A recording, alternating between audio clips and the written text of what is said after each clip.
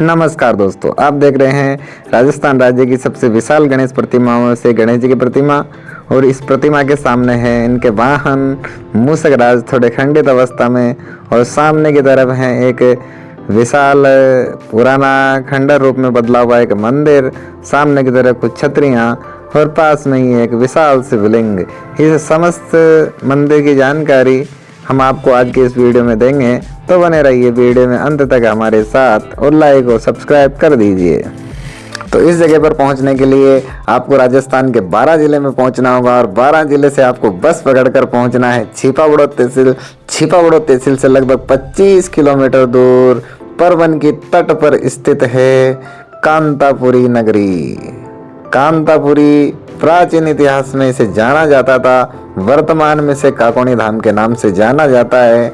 अभी हम जहाँ से गुजर रहे हैं ये कांतापुरी से लगभग अर्थात काकोनी धाम से लगभग 12 किलोमीटर की दूरी पर है। ये सारतल जो कस्बा पड़ता है उस कस्बे की एक सुंदर मनोरम घाटी का दृश्य है। तो घाटी उतरते उतरते बात कर लेते हैं इसके इतिहास के बारे में। ये जो नगरी है कांतापुरी मालवा के प्रतिहार और परमार शासकों के अधीन हुआ करती थी। यहाँ पर उन्होंने इस मंदिर का निर्माण करवाया था। ये नगरी लगभग आज से 1200-1300 साल पहले 9वीं से 12वीं शताब्दी के मध्य बनवाई गई थी, निर्माण हुआ था। ये व्यापार का एक प्रमुख केंद्र था।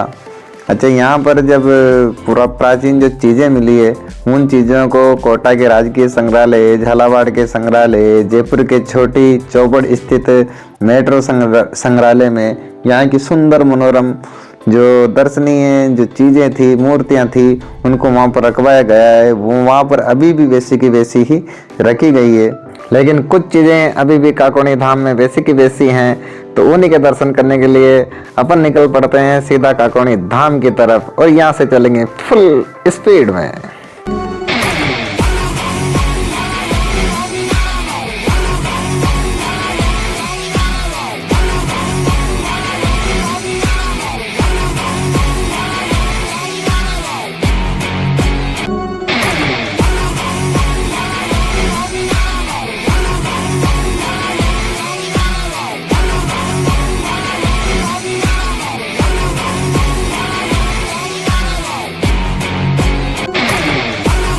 तो हम पहुंच चुके हैं मंदिर के बहुत ही पास। यहाँ से मात्र 2 किलोमीटर दूर हमारा मंदिर बचा है, और यहाँ पर पार्किंग की व्यवस्था देखिए तो हमने सोचा गाड़ी यहाँ खड़ी कर देते हैं और आगे चलते हैं। और यहाँ से हमें पैदल जाना पड़ेगा, वैसे गाड़ियाँ यहाँ से जाने भी नहीं दी जा रही थी, इसलिए हम पैदल पहुंचे सीधा परवन नदी के तट पर। तो परवन नदी के किनारे हजारों की संख्या में लोग यहाँ पर डुबकी लगा रहे हैं, क्योंकि कार्तिक पूर्णिमा के दिन श्री गणेश जी के पावन स्थान काकोनी धाम पर लगता है एक विशाल मेला।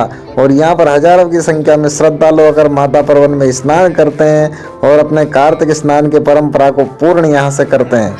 तो मैया परवन के दर्शन करके हम गुजरने वाले हैं मेले के ठीक बीच में से मंदिर पर दर्शन करने के लिए। मेले में जैसे ही प्रवेश करते हैं तो यहाँ पर ये उछल कूद करने वाले बच्चे अपने खेल खेल रहे हैं। दुकानदार दुकानों पर तस्वीरें भगवान की बेच रहे हैं। सामने रास्ते पर बहुत सारी भीड़ लगातार उधर से बढ़ रही है, स्नान करने के लिए जा रहे हैं या फिर घूम रहे हैं छोटे छोटे बच्चे। मेले में बहुत काफ़ी संख्या में भीड़ थी, दुकानों पर भी काफ़ी भीड़ थी। हमें इसलिए यहाँ पर वीडियो बनाने में काफ़ी परेशानी होती है। आप देख सकते हैं कि कितनी सारी यहाँ पर दुकानें लगी हुई है। इस गांव के आसपास के जो दुकानदार हैं यहाँ पर कुछ पैसा कमाने के लिए आते हैं, साथ ही कुछ दूर दराज से भी यहाँ पर लोग आते हैं अपनी दुकानें लेकर। छिपावड़ो, सारतल, यहाँ के जो छोटे दुकानदार है, फुटकर विक्रेता है, वो आते हैं और यहाँ से कुछ अपना धन एकत्रित करके लेकर जाते हैं। तो मेला देखने के बाद हमारे कदम बढ़ चुके हैं भगवान श्री गणेश जी के दर्शन करने के लिए। हमसे इंतज़ार नहीं होता, काफ़ी लंबा समय हो गया है। तो हम सामने जो आप रास्ता देख रहे हैं यही मुख्य मार्ग है गणेश जी तक पहुंचने का, जहां पर काफ़ी संख्या में भीड़ है। तो भीड़ से आप अंदाज़ा लगा सकते हैं कि यहां पर किस प्रकार से गणेश जी की मान्यता है लोगों के मध्य में। देख सकते हैं आप भीड़, ये जो विशाल जन समूह है इससे आप अंदाज़ा लगा सकते हैं श्री गणेश जी में उनके अटूट विश्वास का, अटूट समर्पण का।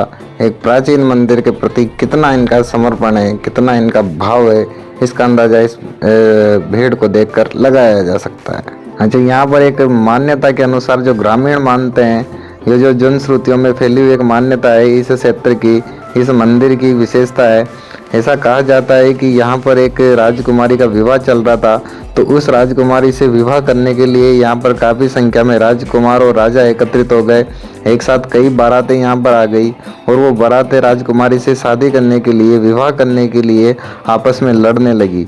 जब राजकुमारी ने ये देखा कि लोग मुझसे विवाह करने के लिए आपस में लड़ रहे हैं, एक दूसरे को मार रहे हैं, तो राजकुमारी ने एक भगवान शिव का आह्वान किया और जो सामने आप शिवलिंग देख रहे हैं, सहस्त्रलिंगी शिवलिंग इसे कहते हैं, इस शिवलिंग में उस राजकुमारी ने समाधि ले ली।